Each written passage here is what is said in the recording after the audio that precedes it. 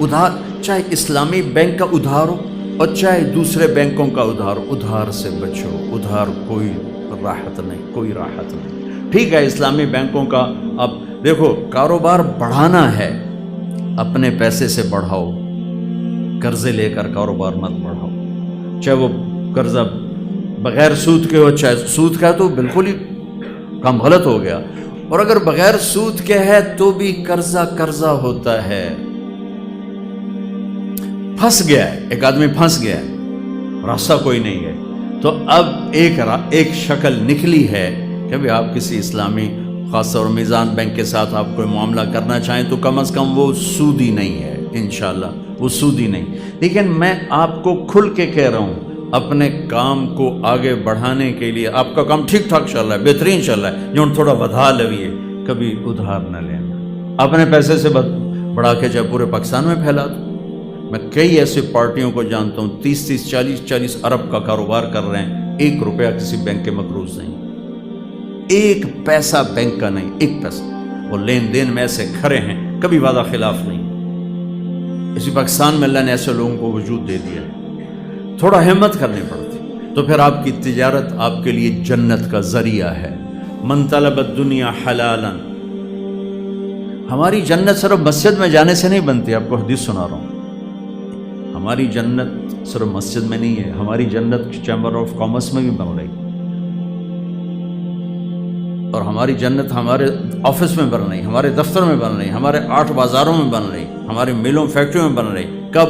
من طلب الدنیا حلالا، جس نے دنیا کو کمایا حلال تو سارے حرام نکل گئے۔ سعین علی اہلہ، اپنے بچوں پر خرچ کرنے کے لیے، تعطفا علی جارہ، غریب پڑوسیوں پر خرچ کرنے کے لیے، استعفافا عن المسئلہ، تنگ دستی سے بچنے اور سوال سے بچنے کے لیے، جس نے دنیا کو کمایا، لقی اللہ تعالی یوم القیامہ وجہہ مثل القمر لیلۃ البدر، مثل القمر لیلۃ البدر، تو قیامت کے دن وہ اللہ کی بارگاہ میں ایسے اٹھے گا کہ اس کا چہرہ 14ویں رات کے چاند کی طرح چمکتا ہوگا۔ حلال دنیا۔ سعد بن معاذ بیٹھے تھے میرے نبی کی محفل میں، میرے نبی کے سامنے ایسے ہاتھ آئے تو آپ کی نظر پڑی تو ہاتھ بڑے سخت تھے، مزدور آدمی کے ہاتھ سخت ہو جاتے۔ آپ نے کہا سعد تیرے ہاتھوں کو کیا ہوا ہے؟ کہ یا رسول اللہ میں مزدور آدمی ہوں، اپنے اس میں کھیتی باڑی کرتا ہوں، تو وہ کسی چلا میرے ہاتھ سخت ہو گئے، تو مجھے دیکھو۔ آپ نے ان کا ہاتھ پکڑا سب کے سامنے اور سب کو دکھا کیسے بوسہ لیا، اور پھر فرمایا بچوں کو حلال کھلاتے ہوئے جو ہاتھ ایسے ہو جائے گا اس پہ جہنم کی آگ حرام ہو جائے گی۔ ایک نوجوان کھڑا تھا تو صحابہ نے کہا یا رسول اللہ کیسا خوبصورت جوان ہے، کبھی اللہ کے راستے میں ہوتا، کبھی اللہ کے راستے میں ہوتا۔ تو آپ نے فرمایا تم نے اللہ کا راستہ بس ایک ہی سمجھ لیا ہے۔ آپ نے فرمایا اگر یہ اپنے بچوں کو حلال کھلانے کے لیے محنت کر رہا ہے تو یہ اللہ کے راستے میں ہے، اگر یہ بوڑھے والدین کی خدمت کر رہا ہے تو یہ اللہ کے راستے میں ہے، جس سوال سے بچنے کے لیے اپنا دنیا کما رہا ہے تو یہ اللہ کے راستے میں ہے۔ ہماری تو ہر چیز میں جنت کا راستہ ہے، اگر اس میں ایک سچائی آ جائے، ایک دیانتداری آ جائے، سچ اور دیانت، سچ اور دیانت، سچ اور دیانت، تو جو اجر میں انشاءاللہ اللہ کی رحمت پہ دعویٰ کر کے کہتا ہوں، جو اجر نماز پڑھنے پہ ملے گا، یعنی عبادت پہ جو اجر ملے گا، وہی اجر دکان پہ بیٹھ کر ملے گا اگر آپ کے دفتر، دکان، کاروبار میں سچائی ہے اور دیانتداری ہے۔ آپ کی 24 گھنٹے نماز ہے، 24 گھنٹے آپ نماز پڑھ رہے ہیں، 24 گھنٹے اپنے بازاروں سے جھوٹ نکال دیں، کھوٹ نکال دیں۔ میرے نبی نے فرمایا میرا امتی ہر گناہ کر سکتا ہے، 2 نہیں کر سکتا، ایک جھوٹ نہیں بول سکتا، ایک دھوکہ نہیں دے سکتا۔ اور ایک حدیث سناتا ہوں آپ کو آخر میں۔ آپ وضو فرما رہے تھے، صحابہ وضو کے پانی کو گرنے نہیں دے رہے، لپک لپک کے ہاتھوں میں لے رہے تھے، اور کوئی منہ پہ مل رہا تھا، کوئی سینے پہ، کوئی ایسے بازوؤں پہ۔ آپ نے فرمایا یہ کیا کر رہے ہو؟ کہ یا رسول اللہ حبا للہ ولرسولہ، اللہ اس کے رسول کی محبت میں کر رہے ہیں۔ آپ نے فرمایا سچی محبت بتاؤں تمہیں کیا ہوتی ہے؟ یہ بھی محبت ہے، اس کا انکار نہیں کیا، اس کا انکار نہیں کیا، لیکن فرمایا کہ محبت کا وہ لیول جس پر کام بنیں گے. من سرہ ان یحب اللہ ورسولہ او یحبہ اللہ ورسولہ، جو یہ چاہے کہ اللہ اور اس کے رسول اس سے پیار کریں اور یہ اللہ اس کے رسول سے پیار کرے، تو اسے 3 کام کرنے ہوں گے، تب جا کے محبت سرٹیفائی ہوگی. دعوے تو کتنے لوگ کرتے ہیں کہ مہر اس پہ لگے گی، جس میں 3 کام ہوں گے اس پہ محبت کی مہر لگے گی. فَلْيَصْدُقِ الْحَدِيثَ إِذَا حَدَّثَ، جب بولے تو سچ بولے، جب بولے تو سچ بولے، جب بولے تو سچ بولے، جھوٹ نہ بولے.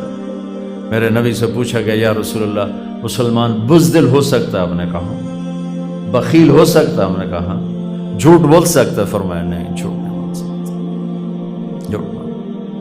فَلْيُؤَدِّ الْأَمَانَةَ إِذَا اؤْتُمِنَ، زندگی میں کبھی کسی کے ساتھ خیانت نہ کرے، خیانت نہ کرے، خیانت نہ کرے، دیانت داری کے ساتھ.